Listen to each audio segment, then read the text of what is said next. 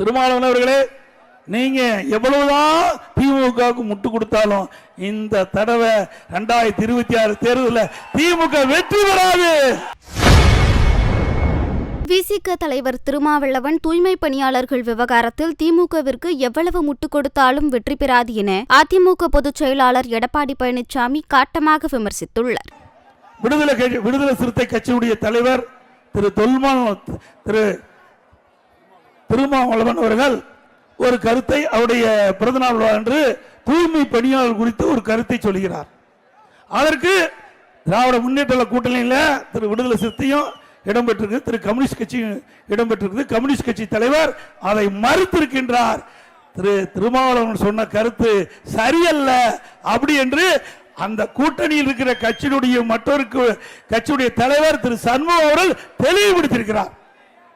திருமாவளவன் அவர்களே, நீங்க எவ்வளவுதான் திமுகவுக்கு முட்டு கொடுத்தாலும் இந்த தடவை 2026 தேர்தலில் திமுக வெற்றி பெறாது. இப்பொழுதும் நான் திருமாவளவன் அவர்களுக்கு குறிப்பிடுவதெல்லாம், நீங்க உங்க கட்சி நடத்திட்டு இருக்கிறீங்க, மக்களிடத்தில் உங்களுக்கு ஒரு செல்வாக்கு இருக்குது. திராவிட முன்னேற்ற கழகம் ஊழல் நிறைந்த அரசாங்கமாக எல்லா துறையிலும் முறைகேடு நடந்திருக்குது. இன்றைக்கு எல்லா மக்களும் வெறுத்து போயிருக்கின்றார்கள். அரசு ஊழியர் போராட்டம், விவசாயிகள் போராட்டம், போக்குவரத்து தொழில் போராட்டம், தூய்மை பணியாளர் போராட்டம், போராட்டம் போராட்டம் என்று தமிழ்நாடு போராட்ட களமாக மாறி இருக்குது.